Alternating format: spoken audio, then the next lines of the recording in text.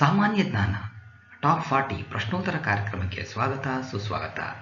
ಈ ಒಂದು ಎಪಿಸೋಡನ್ನು ಸಂಪೂರ್ಣವಾಗಿ ನೋಡಿ, ಇಷ್ಟವಾದಲ್ಲಿ ಲೈಕ್ ಮಾಡಿ, ಶೇರ್ ಮಾಡಿ, ಕಮೆಂಟ್ ಮಾಡಿ.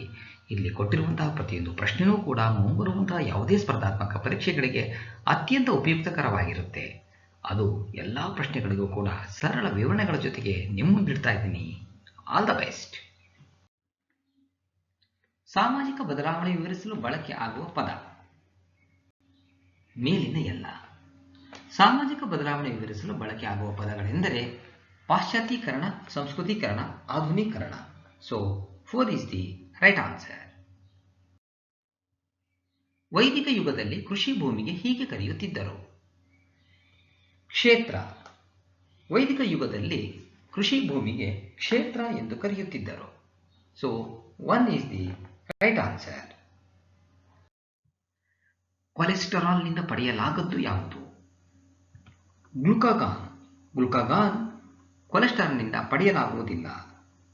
ಸೊ ಇದು ಗ್ಲೂಕೋಸ್ನ ಬಹುಬ್ರಾಂಚ್ನ ಪಾಲಿಸ್ಯಾಕರೈಡ್. ಇದು ಪ್ರಾಣಿಗಳು, ಶಿಲೀಂಧ್ರಗಳು ಮತ್ತು ಬ್ಯಾಕ್ಟೀರಿಯಾಗಳಲ್ಲಿ ಶಕ್ತಿಯ ಶೇಖರಣೆಯ ರೂಪವಾಗಿ ಕಾರ್ಯನಿರ್ವಹಿಸುತ್ತದೆ. 4 is the right answer. ಗ್ರಾಮೀಣ ಪ್ರದೇಶದ ಬಡತನ ರೇಖೆಯ ಕೆಳಗಿರುವ SC/ST ಜನರ ಮನೆಗೆ ನೀಡಿರುವ ವಿದ್ಯುತ್ ಸೌಲಭ್ಯ ಕರ್ನಾಟಕ ಸರ್ಕಾರದ ಈ ಯೋಜನೆ. ಭಾಗ್ಯಜ್ಯೋತಿ. ಗ್ರಾಮೀಣ ಪ್ರದೇಶದ ಬಡತನ ರೇಖೆಯ ಕೆಳಗಿರುವ SC/ST ಜನರ ಮನೆಗೆ ನೀಡಿರುವ ವಿದ್ಯುತ್ ಸೌಲಭ್ಯ ಯೋಜನೆ ಭಾಗ್ಯಜ್ಯೋತಿ ಯೋಜನೆಯಾಗಿದೆ. So 2 is the right answer. Krishna ಮೇಲ್ದಂಡೆ ಯೋಜನೆಗೆ ಅಡಿಪಾಯ ಹಾಕಿದ ಪ್ರಧಾನಿ ಲಾಲ್ ಬಹದ್ದೂರ್ ಶಾಸ್ತ್ರಿಯವರು. 1964 ಮೇ 22ರಂದು ಪ್ರಧಾನಮಂತ್ರಿ ಲಾಲ್ ಬಹದ್ದೂರ್ ಶಾಸ್ತ್ರಿಯವರು ಈ ಯೋಜನೆಗೆ ಅಡಿಪಾಯ ಹಾಕಿದರು. ಕೃಷ್ಣಾ ಮೇಲ್ದಂಡೆ ಯೋಜನೆ ದಕ್ಷಿಣ ಭಾರತದ ಕರ್ನಾಟಕ ರಾಜ್ಯದ ಬಿಜಾಪುರ, ಬಾಗಲಕೋಟೆ, ಗುಲ್ಬರ್ಗ, ರಾಯಚೂರು, ಯಾದಗಿರಿ ಜಿಲ್ಲೆಗಳ ಬರಗಾಲ ಪೀಡಿತ ಪ್ರದೇಶಗಳಿಗೆ ನೀರಾವರಿ ಒದಗಿಸಲು ಅನುಷ್ಠಾನಗೊಳಿಸಲಾಯಿತು. So 2 is the right answer. ಮನೋರಂಜನಾ ತೆರಿಗೆಯನ್ನು ವಿಧಿಸುವುದು ರಾಜ್ಯ ಸರ್ಕಾರ. ಮನೋರಂಜನಾ ತೆರಿಗೆಯನ್ನು ವಿಧಿಸುವುದು ರಾಜ್ಯ ಸರ್ಕಾರವಾಗಿದೆ. 1 is the right answer.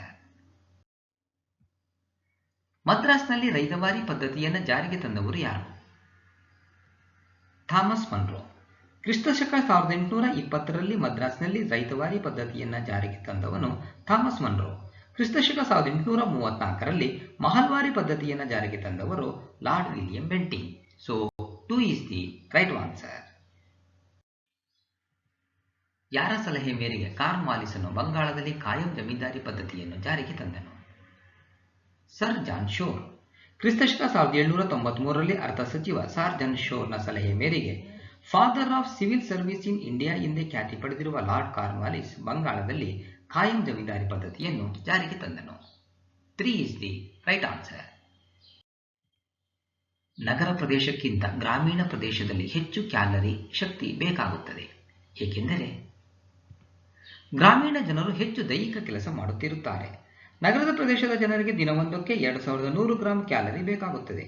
ಆದರೆ ನಗರ ಪ್ರದೇಶಕ್ಕಿಂತ ಗ್ರಾಮೀಣ ಪ್ರದೇಶದಲ್ಲಿ ಹೆಚ್ಚು ಕ್ಯಾಲರಿ, ಅಂದರೆ ದಿನವೊಂದಕ್ಕೆ 2400 ಕ್ಯಾಲರಿ ಬೇಕಾಗುತ್ತದೆ. ಕಾರಣ ಗ್ರಾಮೀಣ ಜನರು ಹೆಚ್ಚು ದೈಹಿಕ ಕೆಲಸ ಮಾಡುತ್ತಿರುತ್ತಾರೆ. 3 is the right answer. ಸುವರ್ಣ ಕ್ರಾಂತಿ ಅವಧಿಯಲ್ಲಿ ಯಾವುದರಲ್ಲಿ ಅತ್ಯಧಿಕ ಉತ್ಪಾದನೆಯಾಗಿತ್ತು? ತೋಟಗಾರಿಕೆ. ಹಣ್ಣುಗಳ ಉತ್ಪಾದನೆ, ತೋಟಗಾರಿಕೆಗೆ ಸುವರ್ಣ ಕ್ರಾಂತಿ, ಚಿನ್ನದ ಕ್ರಾಂತಿ, ಗೋಲ್ಡನ್ ರೆವಲ್ಯೂಷನ್ ಎಂದು ಕರೆಯುವರು. So 2 is the right answer. ಸೀಗಡಿ ಮೀನಿನ ಉತ್ಪಾದನೆಗೆ ಹೀಗೆನ್ನುವರು: ಪಿಂಕ್ ಕ್ರಾಂತಿ. ಕೆಂಪು ಕ್ರಾಂತಿ ಟೊಮೊಟೊ ಹಾಗೂ ಮಾಂಸ ಉತ್ಪಾದನೆಗೆ ಹೇಳಿದರೆ, ಹತ್ತಿ ಉತ್ಪಾದನೆಗೆ ಬೂದಿ ಕ್ರಾಂತಿ ಎಂದಲೂ, ಎಣ್ಣೆ ಕಾಳುಗಳ ಉತ್ಪಾದನೆಗೆ ಹಳದಿ ಕ್ರಾಂತಿ ಎಂದಲೂ ಕೂಡ ಕರೀತಾರೆ. So 1 is the right answer. ಭಾರತೀಯ ರಾಷ್ಟ್ರೀಯ ಹಾಲು ಡೈರಿ ಇರುವ ರಾಜ್ಯ ಗುಜರಾತ್. ಭಾರತ ಪ್ರಪಂಚದಲ್ಲಿ ಅತಿ ಹೆಚ್ಚು ಹಾಲನ್ನು ಉತ್ಪಾದಿಸುವ ದೇಶ. 1965ರಲ್ಲಿ ಗುಜರಾತಿನ ಆನಂದ ಜಿಲ್ಲೆಯಲ್ಲಿ ಭಾರತೀಯ ರಾಷ್ಟ್ರೀಯ ಹಾಲು ಡೈರಿಯನ್ನು ಸ್ಥಾಪಿಸಲಾಗಿದೆ. So 3 is the right answer. ಮಹಿಳಾ ಸಮೃದ್ಧಿ ಯೋಜನೆಯ ಧ್ಯೇಯ ಗ್ರಾಮೀಣ ಮಹಿಳೆಯರ ಅಂಚೆ ಕಚೇರಿಯ ಉಳಿತಾಯ ಠೇವಣಿಯ ಖಾತೆ ತೆರೆಯುವುದು. ಮಹಿಳೆಯರನ್ನು ಆರ್ಥಿಕವಾಗಿ ಸಬಲೀಕರಣಗೊಳಿಸಲು ಮಹಿಳಾ ಸ್ವಸಹಾಯ ಗುಂಪುಗಳ ಮೂಲಕ ಮಹಿಳೆಯರು ಕೈಗೊಳ್ಳುವ ಆರ್ಥಿಕ ಚಟುವಟಿಕೆಗಳಿಗೆ ಅಂದರೆ ಅಗರಬತ್ತಿ ತಯಾರಿಕೆ, ರೆಡಿಮೇಡ್ ಗಾರ್ಮೆಂಟ್ಸ್, ಡೈರಿ ವ್ಯಾಪಾರ ಇತ್ಯಾದಿ ಎಲ್ಲ ವ್ಯಾಪಾರ ಚಟುವಟಿಕೆಗಳಿಗೆ ಸಾಲ ಮಂಜೂರು ಮಾಡಲಾಗುವುದು. ಸೊ ಇದರ ಧ್ಯೇಯ ಗ್ರಾಮೀಣ ಮಹಿಳೆಯರ ಅಂಚೆ ಕಚೇರಿಯ ಉಳಿತಾಯ ಠೇವಣಿಯ ಖಾತೆ ತೆರೆಯುವುದಾಗಿದೆ. 1 is the right answer. ಮೋಡೆಮ್ನ ವಿಸ್ತಾರ ರೂಪ modulation and demodulation. Modulation and demodulation ಅಂದರೆ ಮೋಡೆಮ್ ಕಂಪ್ಯೂಟರ್ನ ಡಿಜಿಟಲ್ ಡೇಟಾವನ್ನು ಟೆಲಿಫೋನ್ ಲೈನ್ಗಳ ಮೂಲಕ ಪ್ರಸಾರ ಮಾಡಲು ಮಾಡ್ಯುಲೇಟೆಡ್ ಎಲೆಕ್ಟ್ರಿಕ್ ಸಿಗ್ನಲ್ ಆಗಿ ಪರಿವರ್ತಿಸುತ್ತದೆ ಮತ್ತು ಡಿಜಿಟಲ್ ಡೇಟಾವನ್ನು ಮರುಪಡೆಯಲು ರಿಸೀವರ್ ಬದಿಯಲ್ಲಿ ಮತ್ತೊಂದು ಮೋಡೆಮ್ನಿಂದ ಡಿಮಾಡ್ಯುಲೇಟೆಡ್ ಮಾಡಲಾಗುತ್ತದೆ. 3 is the right answer. Polythene ಒಯ್ಯು ಚೀಲಗಳನ್ನು ಮರುಬಿಕ್ರಿಯೆ ಬಳಕೆಗೆ ಒಳಪಡಿಸಬೇಕಾದರೆ ಅವುಗಳ ದಪ್ಪ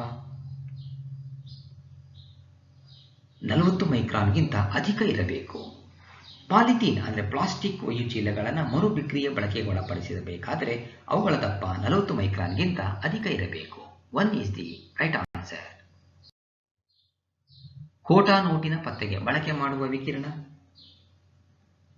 ಅತಿ ನೇರಳೆ ವಿಕಿರಣ. So 3 is the right answer. ಗೋದಾಮುಗಳಲ್ಲಿನ ಕ್ರಿಮಿಕೀಟಗಳನ್ನು ಕೊಲ್ಲಲು ಬಳಸುವ ವಿಕಿರಣ ಗಾಮಾ ವಿಕಿರಣ. 1 is the right answer.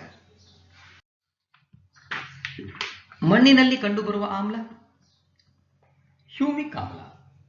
ಮಣ್ಣಿನಲ್ಲಿ ಕಂಡುಬರುವ ಆಮ್ಲ ಹ್ಯೂಮಿಕ್ ಆಮ್ಲ. ಮಣ್ಣಿನ ಅಧ್ಯಯನಕ್ಕೆ ಪೆಡಾಲಜಿ ಎಂದು ಕರೆಯುವರು. 3 is the right answer. ಗೋಧಿಯಲ್ಲಿ ಕಂಡುಬರುವ ಕಾರ್ಬೋಹೈಡ್ರೇಟ್ ಮಾಲ್ಟೋಸ್. ಹಣ್ಣಿನಲ್ಲಿ ಫ್ರಕ್ಟೋಸ್, ಕಬ್ಬಿನಲ್ಲಿ ಸುಕ್ರೋಸ್ ಹಾಗೂ ಹತ್ತಿಯಲ್ಲಿ ಸೆಲ್ಯುಲೋಸ್ ಇರುತ್ತೆ. 3 is the right answer. ಈ ಕೆಳಕಂಡ ಯಾವುದು ಪ್ರಪಂಚದ ಅತಿ ಹೆಚ್ಚಿನ ಶೇಕಡಾವಾರು ಅರಣ್ಯ ಪ್ರದೇಶವನ್ನು ಒಳಗೊಂಡಿದೆ? ಸಮಶೀತೋಷ್ಣ ಕೋನಿಫೆರಸ್ ಕಾಡುಗಳು. ಸಮಭಾಜಕ ವೃತ್ತದ ಉತ್ತರ ಮತ್ತು ದಕ್ಷಿಣದಲ್ಲಿ 10 ಡಿಗ್ರಿ ಅಕ್ಷಾಂಶದಿಂದ 20 ಡಿಗ್ರಿ ಅಕ್ಷಾಂಶಗಳ ನಡುವೆ ಈ ಉಷ್ಣವಲಯದ ಹುಲ್ಲುಗಾವಲುಗಳು ವಿಸ್ತಾರಗೊಂಡಿವೆ.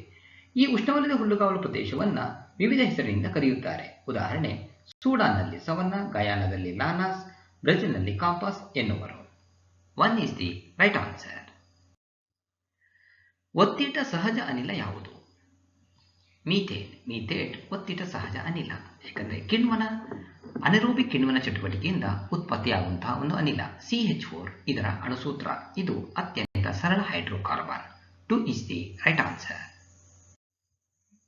ಈ ಕೆಳಗಿನ ಯಾವ ವಸ್ತು ಭೂಮಿಯ ಹೊರಪದರದ ಅತಿ ಹೆಚ್ಚಿನ ಭಾರಕ್ಕೆ ಕಾರಣವಾಗಿದೆ? ಆಮ್ಲಜನಕ. ಜೀವಾನಿಲ ಅಥವಾ ಪ್ರಾಣವಾಯು ಎಂದು ಕರೆಯಲ್ಪಡುವ ಆಮ್ಲಜನಕವನ್ನು ಜೋಸೆಫ್ ರಿಸ್ಟೆ ಎಂಬಾತ ಕಂಡುಹಿಡಿದ. ಆಮ್ಲಜನಕವು ಭೂಮಿಯ ಹೊರಪದರದ ಅತಿ ಹೆಚ್ಚಿನ ಭಾರಕ್ಕೆ ಕಾರಣವಾಗಿದೆ. 3 is the right answer. Exit ಸಂರಕ್ಷಣೆಗೆ ಉದಾಹರಣೆ ಸಸ್ಯೋದ್ಯಾನ. ಎಕ್ಸಿಟು ಸಂರಕ್ಷಣೆಗೆ ಸಸ್ಯೋದ್ಯಾನ ಉದಾಹರಣೆಯಾಗಿದೆ. 3 is the right answer. ಸೌರ ವಿಕಿರಣತೆ ಅಳೆಯಲು ಉಪಯೋಗಿಸುವ ಸಾಧನ ಪೈರನೋಮೀಟರ್. ಸೊ ಅನಿಮೋಮೀಟರ್ ವಾಯು ವೇಗವನ್ನು ಅಳೆಯಲಿಕ್ಕೆ ಉಪಯೋಗಿಸ್ತಾರೆ. ಬಾರೋಮೀಟರ್ ವಾಯುಭಾರ ಒತ್ತಡವನ್ನು ಅಳೆಯಲಿಕ್ಕೆ ಉಪಯೋಗಿಸಿದರೆ ಪೈರನೋಮೀಟರ್ ಸೌರ ವಿಕಿರಣತೆ ಅಳೆಯಲಿಕ್ಕೆ ಉಪಯೋಗಿಸ್ತಾರೆ. 2 is the right answer. ಒಂದು ರೈಲಿಗೆ ಬುಲೆಟ್ ರೈಲು ಎಂದು ಕರೆಯಲು ಅದರ ವೇಗ ಈ ಮಿತಿಯಲ್ಲಿರಬೇಕು. 250 ರಿಂದ 350 ಕಿಲೋಮೀಟರ್ ಪರ್ ಅವರ್ ಗಂಟೆ. ಇಷ್ಟಿದ್ರೆ ನಾವು ಅದನ್ನು ಬುಲೆಟ್ ರೈಲು ಅಂತ ಹೇಳಿ ಕರಿತೀವಿ. 3 is the right answer. ಸುಪ್ರಾರೀನಲ್ ಗ್ರಂಥಿ ಎಂದು ಕರೆಯಲ್ಪಡುವ ಗ್ರಂಥಿ ಅಡ್ರಿನಲ್. ಅಡ್ರಿನಲ್ ಗ್ರಂಥಿ ಮೂತ್ರಪಿಂಡದ ಮೇಲ್ಭಾಗದಲ್ಲಿ ಕಂಡುಬರುತ್ತದೆ. ಅಡ್ರಿನಲಿನ್, ನಾರಡ್ರಿನಲಿನ್, ಡೋಪಮಿನ್ ಮತ್ತು ಕಾರ್ಟಿಸೋನ್ ಎಂಬಂತಹ 4 ಹಾರ್ಮೋನ್ಗಳನ್ನು ಉತ್ಪತ್ತಿ ಮಾಡುತ್ತೆ. ಇದನ್ನು ಸುಪ್ರಾರೀನಲ್ ಗ್ರಂಥಿ ಎನ್ನುವರು. 2 is the right answer. Carbon ಮೊನಾಕ್ಸೈಡ್ನ ವಿಷಕಾರಿ ಗುಣಕ್ಕೆ ಕಾರಣ ರಕ್ತದ ಹಿಮೋಗ್ಲೋಬಿನ್ನೊಂದಿಗೆ ಸಂಯೋಗ. ರಕ್ತದಲ್ಲಿರುವ ಹಿಮೋಗ್ಲೋಬಿನ್ ಜೊತೆಗೆ ಕಾರ್ಬನ್ ಮಾನಾಕ್ಸೈಡ್ ಸೇರಿದ ತಕ್ಷಣ ಕಾರ್ಬಾಕ್ಸಿ ಹಿಮೋಗ್ಲೋಬಿನ್ ಆಗಿ ಆಕ್ಸಿಜನ್ ಸಾಗಾಣಿಕೆಗೆ ತೊಂದರೆ ಉಂಟು ಮಾಡುತ್ತೆ. So 3 is the right answer. Carbon monoxide ಬಣ್ಣರಹಿತ, ವಾಸನೆ ಇಲ್ಲದ ಮತ್ತು ರುಚಿ ಇಲ್ಲದ ಸುಡುವ ಅನಿಲ. ಗಾಳಿಗಿಂತ ಸ್ವಲ್ಪ ಕಡಿಮೆ ಸಾಂದ್ರವಾಗಿರುತ್ತದೆ. ಸುಮಾರು 35 ppmಗಿಂತ ಹೆಚ್ಚಿನ ಸಾಂದ್ರತೆಗಳಲ್ಲಿ ಎದುರಾದಾಗ ಹಿಮೋಗ್ಲೋಬಿನ್ ಅನ್ನು ಆಮ್ಲಜನಕ ವಾಹಕವಾಗಿ ಬಳಸುವ ಪ್ರಾಣಿಗಳಿಗೆ ವಿಷಕಾರಿಯಾಗಿರುತ್ತೆ. ರಾಡಿ ನೀರಿನ ಶುದ್ಧೀಕರಣ ಪಟಿಕದಿಂದ ಹೀಗೆ. ಗರಣೀಕರಣ. ಗರಣೀಕರಣಗೊಳಿಸುವುದರ ಮುಖಾಂತರ ಪಟಿಕದಿಂದ ನೀರನ್ನು ಶುದ್ಧೀಕರಣ ಮಾಡ್ತಾರೆ. 1 ಈಸ್ ದಿ ರೈಟ್ ಆನ್ಸರ್. ಈ ಕೆಳಗಿನವುಗಳಲ್ಲಿ ಯಾವುದು ಹಸಿರುಮನೆ ಅನಿಲ ಅಲ್ಲ? ಈಥೇನ್ ಹಸಿರುಮನೆ ಅನಿಲ ಅಲ್ಲ. ಇನ್ನು ಉಳಿದ ಕಾರ್ಬನ್ ಡೈಆಕ್ಸೈಡ್, ಮೀಥೇನ್, ನೈಟ್ರಸ್ ಆಕ್ಸೈಡ್ಗಳು ಹಸಿರುಮನೆ ಅನಿಲಗಳು. ಅಂದರೆ ವಾತಾವರಣದಲ್ಲಿ ಕಾರ್ಬನ್ ಡೈಆಕ್ಸೈಡ್ನ ಪ್ರಮಾಣ ಹೆಚ್ಚಾದಾಗ ಭೂಮಿಯ ಉಷ್ಣತೆ ಜಾಸ್ತಿ ಆಗುತ್ತೆ. ಭೂಮಿಯ ಉಷ್ಣತೆ ಜಾಸ್ತಿ ಆಗೋದನ್ನೇ ನಾವು ಗ್ರೀನ್ ಹೌಸ್ ಎಫೆಕ್ಟ್, ಹಸಿರುಮನೆ ಪರಿಣಾಮ ಅಂತೇಳಿ ಕರಿತೀವಿ. 2 ಈಸ್ ದಿ ರೈಟ್ ಆನ್ಸರ್. ಪ್ರಾಣಿಗಳು, ಸಸ್ಯಗಳು ಮತ್ತು ಇತರ ಸೂಕ್ಷ್ಮಾಣು ಜೀವಿಗಳ ಪಳೆಯುಳಿಕೆಗಳು ಇಲ್ಲಿ ಕಂಡುಬರುತ್ತವೆ. ಸಂಚಿತ ಶಿಲೆಗಳು. ಪ್ರಾಣಿಗಳು, ಸಸ್ಯಗಳು ಮತ್ತು ಇತರ ಸೂಕ್ಷ್ಮಾಣು ಜೀವಿಗಳ ಪಳೆಯುಳಿಕೆಗಳು ಕಂಡುಬರುವುದು ಸಂಚಿತ ಶಿಲೆಗಳಲ್ಲಿ. 2 ಈಸ್ ದಿ ರೈಟ್ ಆನ್ಸರ್. ಸಾರಜನಕವನ್ನು ಹಿಡಿದಿಡುವ ಸಾಮರ್ಥ್ಯವುಳ್ಳ ಸ್ವತಂತ್ರವಾಗಿ ಜೀವಿಸಬಲ್ಲ ಬ್ಯಾಕ್ಟೀರಿಯಾ ರೈಜೋಬಿಯಂ. ದ್ವಿದಳ ಧಾನ್ಯ ಸಸ್ಯಗಳ ಬೇರುಗಳ ಗಂಟುಗಳಲ್ಲಿ ಈ ರೈಜೋಬಿಯಂ ಬ್ಯಾಕ್ಟೀರಿಯಾ ಇದೆ. ಈ ರೈಜೋಬಿಯಂ ವಾತಾವರಣದಲ್ಲಿ ಇರುವಂತಹ ನೈಟ್ರೋಜನ್ ಅನ್ನು ಮುಕ್ತವಾಗಿ ಹೀರಿಕೊಳ್ಳುತ್ತೆ. ಇದನ್ನು ಬಿಟ್ಟಿದ್ರೆ ನೀಲಿ ಹಸಿರು ಆಲ್ಗೆ ಮತ್ತು ಜಿಂಕುಗೋ ಸಸ್ಯಗಳು ಕೂಡ ಸಾರಜನಕವನ್ನು ಮುಕ್ತವಾಗಿ ಹೀರಿಕೊಳ್ಳುವಂತಹ ಸಾಮರ್ಥ್ಯವನ್ನು ಹೊಂದಿರುತ್ತೆ. 1 ಈಸ್ ದಿ ರೈಟ್ ಆನ್ಸರ್. ಸಕ್ಕರೆಯಿಂದ ವಾಣಿಜ್ಯ ಮೂಲದ ಲಿಂಬೆ ಆಮ್ಲದ ಹುಳಿಯುವಿಕೆಯಲ್ಲಿ ಭಾಗಿಯಾದ ಜೀವಿ ಆಸ್ಪರ್ಜಿಲ್ಲಸ್. 4 ಈಸ್ ದಿ ರೈಟ್ ಆನ್ಸರ್. ಬಳಕೆದಾರರ ಬೆಲೆ ಸೂಚ್ಯಂಕದಲ್ಲಿ ಯಾವ ಬಾಬ್ತು ಅತಿ ಹೆಚ್ಚು ತೂಕವನ್ನು ಹೊಂದಿದೆ? ಆಹಾರ. ಮಾನವನ ಮೂಲಭೂತ ಅವಶ್ಯಕತೆಗಳಲ್ಲಿ ಆಹಾರ ಕೂಡ ಒಂದು. ಬಳಕೆದಾರರ ಬೆಲೆ ಸೂಚ್ಯಂಕದಲ್ಲಿ ಆಹಾರ ಬಾಬ್ತು ಅತಿ ಹೆಚ್ಚಿನ ತೂಕವನ್ನು ಹೊಂದಿದೆ. 2 is the right answer. Oscar ಪ್ರಶಸ್ತಿ ಸ್ಥಾಪನೆಯಾದ ವರ್ಷ 1929. ಆಸ್ಕರ್ ಪ್ರಶಸ್ತಿ ಇದು ಪ್ರಪಂಚದ ಶ್ರೇಷ್ಠ ಚಲನಚಿತ್ರಗಳಿಗೆ ಕೊಡುವ ಪ್ರಶಸ್ತಿ. ಇದು 1929ರಲ್ಲಿ ಸ್ಥಾಪನೆಯಾಯಿತು. ನೀಡುವ ಸ್ಥಳ ಅಮೆರಿಕದ Los Angeles. 4 is the right answer. GSAT-29 ಉಪಗ್ರಹವನ್ನು ಈ ಉದ್ದೇಶಕ್ಕಾಗಿ ಬಳಕೆ ಮಾಡಿಕೊಳ್ಳಲಾಗುತ್ತಿದೆ. ಸಂಪರ್ಕ. GSAT-29 ಇದನ್ನು 2018 ನವೆಂಬರ್ 14ರಂದು ಉಡಾವಣೆ ಮಾಡಲಾಯಿತು. ಇದೊಂದು ಸಂವಹನ ಉಪಗ್ರಹವಾಗಿದೆ. 1 is the right answer. Spinnaker ಎಂಬುದು ವಿಶ್ವದ ಅತಿ ದೊಡ್ಡದಾದ ಮೆದುಳು ಅಣಕ super computer. Spinnaker spiking neural network architecture. Manchester ವಿಶ್ವವಿದ್ಯಾಲಯದ ಸ್ಕೂಲ್ ಆಫ್ ಕಂಪ್ಯೂಟರ್ ಸೈನ್ಸ್ನಲ್ಲಿ advanced processor technologies research group ವಿನ್ಯಾಸಗೊಳಿಸಿದ ಬೃಹತ್ ಸಮಾನಾಂತರ ಅನೇಕ ಕೋರ್ ಸೂಪರ್ ಕಂಪ್ಯೂಟರ್ ವಾಸ್ತುಶಿಲ್ಪವಾಗಿದೆ. 3 ಈಸ್ ದಿ ರೈಟ್ ಆನ್ಸರ್. GSTಯಿಂದ ವಿನಾಯಿತಿ ಪಡೆದಿದ್ದು ಪೆಟ್ರೋಲಿಯಂ ಮತ್ತು alcohol. GST goods and service tax ಇದು ಸರಕು ಮತ್ತು ಸೇವಾ ತೆರಿಗೆ ಕುರಿತು ತಿಳಿಸುತ್ತದೆ. ಇದು 2017 ಜುಲೈ 1ರಿಂದ ಜಾರಿಗೆ ಬಂದಿದೆ. 101ನೇ ತಿದ್ದುಪಡಿ ಮಾಡುವ ಮೂಲಕ ಪೆಟ್ರೋಲಿಯಂ ಮತ್ತು ಆಲ್ಕೋಹಾಲ್ GSTಯಿಂದ ವಿನಾಯಿತಿ ಪಡೆದಿವೆ. 3 is the right answer. Sarvekshana ಒಂದು ತ್ರೈಮಾಸಿಕ ನಿಯತಕಾಲಿಕೆಯಾಗಿದ್ದು ಇದು ಇವರಿಂದ ಪ್ರಕಟಿಸಲ್ಪಡುತ್ತದೆ. National sample survey. ಸರ್ವೇಕ್ಷಣಂ ಒಂದು ತ್ರೈಮಾಸಿಕ ನಿಯತಕಾಲಿಕೆಯಾಗಿದ್ದು ಇದು ನ್ಯಾಷನಲ್ ಸ್ಯಾಂಪಲ್ ಸರ್ವೆ ಅಂದರೆ ರಾಷ್ಟ್ರೀಯ ಮಾದರಿ ಸಮೀಕ್ಷೆ ಇದರಿಂದ ಪ್ರಕಟಿಸಲ್ಪಡುತ್ತದೆ. 1 is the right answer. Karnataka ರಾಜ್ಯದ 6ನೇ ವೇತನ ಆಯೋಗದ ಅಧ್ಯಕ್ಷರು ಶ್ರೀ ಎಂ.ಆರ್. ಶ್ರೀನಿವಾಸ ಮೂರ್ತಿ. ರಾಜ್ಯ ಸರ್ಕಾರಿ ನೌಕರರ ವೇತನ ಪರಿಷ್ಕರಣೆಗಾಗಿ ನಿವೃತ್ತ BAS ಅಧಿಕಾರಿ ಎಂ.ಆರ್. ಶ್ರೀನಿವಾಸ ಮೂರ್ತಿ ಅಧ್ಯಕ್ಷತೆಯಲ್ಲಿ 6ನೇ ವೇತನ ಆಯೋಗ ರಚಿಸಲಾಗಿತ್ತು. 1 ಈಸ್ ದಿ ರೈಟ್ ಆನ್ಸರ್. ಭಾರತದಲ್ಲಿ ಜೀವಿ ಗೋಳಧಾಮವನ್ನು ಸ್ಥಾಪಿಸಿದ್ದು ಇಲ್ಲಿ ನೀಲಗಿರಿ. ಜೀವಿಗಳ ಧಾಮವನ್ನು ನೀಲಗಿರಿಯಲ್ಲಿ ಸ್ಥಾಪಿಸಲಾಗಿದೆ. 3 ಈಸ್ ದಿ ರೈಟ್ ಆನ್ಸರ್. ಇಲ್ಲಿಗೆ 40 ಪ್ರಶ್ನೆಗಳ ಒಂದು ಎಪಿಸೋಡ್ ಮುಕ್ತಾಯವಾಗ್ತಾ ಇದೆ. ಸಂಪೂರ್ಣವಾಗಿ ಈ ವಿಡಿಯೋ ನೋಡಿದ್ದಕ್ಕೆ ಮತ್ತೊಮ್ಮೆ ನಿಮಗೆ ಹೃತ್ಪೂರ್ವಕವಾಗಿರುವಂತಹ ಧನ್ಯವಾದಗಳು. All the best. Thank you. ಸ್ನೇಹಿತರೆ, ವಿಡಿಯೋವನ್ನು ನೋಡಿದಂಥ ಎಲ್ಲರಿಗೂ ಧನ್ಯವಾದಗಳು. ನಾಳಿನ ಪ್ರಚಲಿತ ಘಟನೆಯ ವಿದ್ಯಮಾನದೊಂದಿಗೆ ಮತ್ತೆ ನಿಮ್ಮನ್ನು ಭೇಟಿಯಾಗ್ತೀವಿ. ಅಲ್ಲಿವರೆಗೂ ಎಲ್ಲರಿಗೂ ಧನ್ಯವಾದಗಳು. ನಮಸ್ಕಾರ.